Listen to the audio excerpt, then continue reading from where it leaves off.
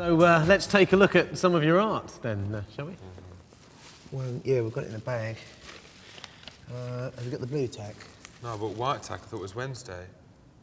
Well, we're not supposed to Well, use you're it. not Well, to you use put white someone put it because it's behind it. They won't see it. So we'll get away with it, hopefully. Hurry up. I am doing. Right, can you move, please? Sorry, yeah. It's not about you. No. Right. There we are. Don't touch it. Hang on a minute. All you've done here is just a picture of steps and you've just scribbled out the faces of the girls with black ink. Why have you done that? Well, we used black ink because it was a Monday. No, why have you scribbled out the faces of the girls? Well, it's art, isn't it? And written cow above that one's head? So?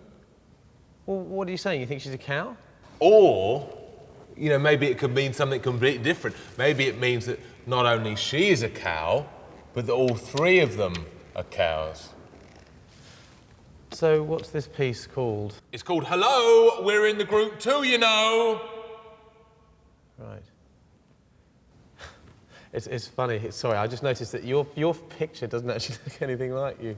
Yeah, so famous people look different in real life. Yeah, I must just say, because when I was little, I used to watch you on the TV and thought you were quite handsome, but seeing you in the flesh, I do think you are a bit off.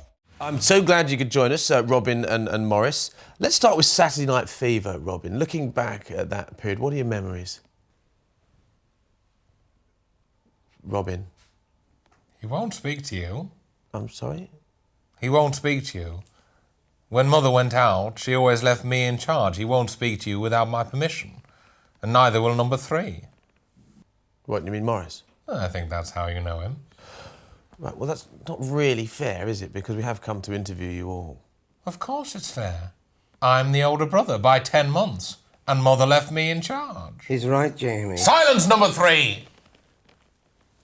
We have a system. When I clap my hands twice, number 3 will speak. Thrice claps, and he will stop. Like so. We grew up in Keppel Road and we were always getting into scrapes, and we were actually asked to leave. You see? What about Robin?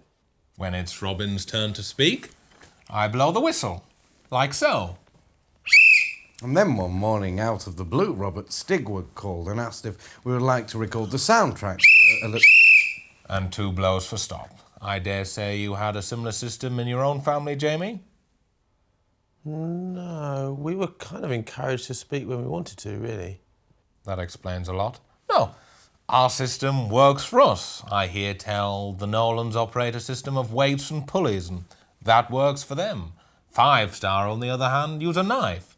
Whoever has the knife can speak. If you wish to speak, you must wrestle the knife off your sibling. And I suppose the Osmonds have a whip. Don't be ridiculous.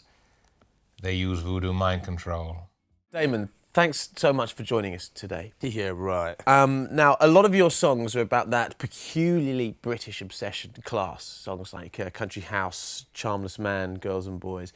Where do you fit in? Where do I fit in, my old china mug? Working class, of course. Gurcha, mashed potatoes. Right. What was your upbringing like? Very tough. I was grown up in a workhouse. Really? Yes, but then I asked for more gruel, and so I was sold to an undertaker's by Harry Seacombe. Right. But I did manage to escape, and I got involved with a gang of boy thieves, stealing kerchiefs and the like. Kerchiefs? You got to pick a pocket or 2, they used to tell me. But you're sure you're not confusing your life with the film Oliver? Tell a lie. It wasn't boy thieves, it was cartoon dogs. No, now that was Disney's ill-fated feature-length animation, Oliver and Company.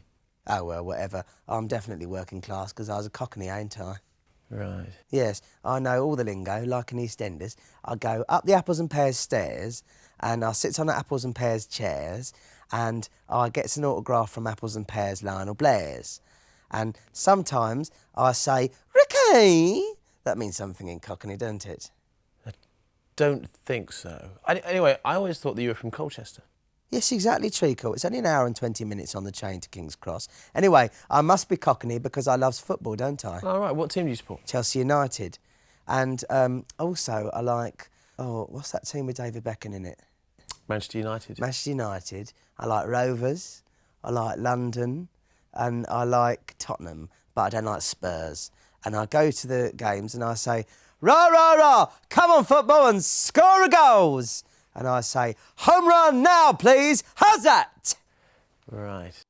Is England a team that can play Chelsea? No. I already knew that already. I was just testing you. In fact, because they know that I love soccer so much, everyone from the record company clubbed together and bought me the They Think It's All Over video that's too rude to show on TV. Really? Why is that?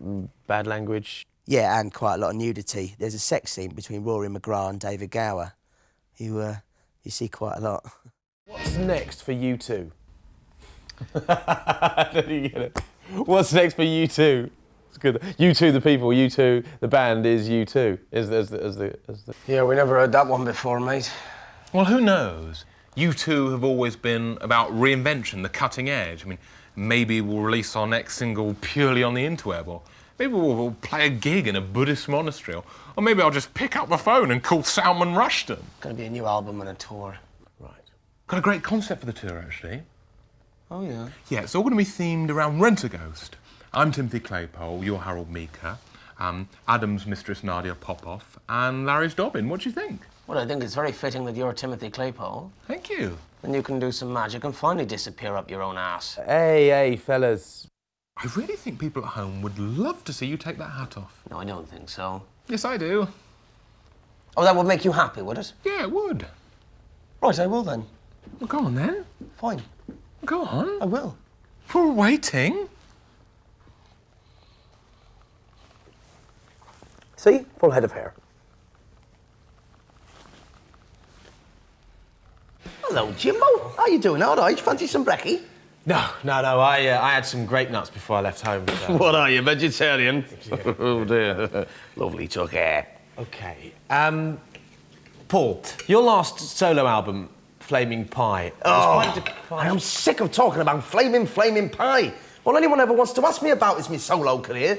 Were you on LSD when you recorded Spies Like Us? What's the hidden message at the end of simply having a wonderful Christmas time?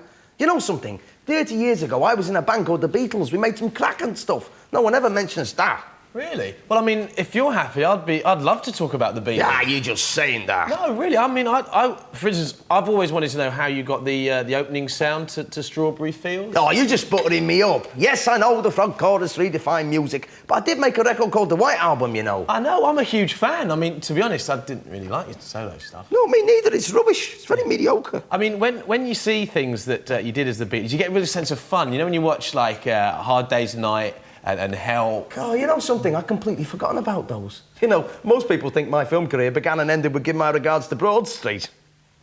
If you're happy to talk about the Beatles, then maybe we can talk a little about your relationship with John Lennon. You know the saddest thing? No one ever mentions him.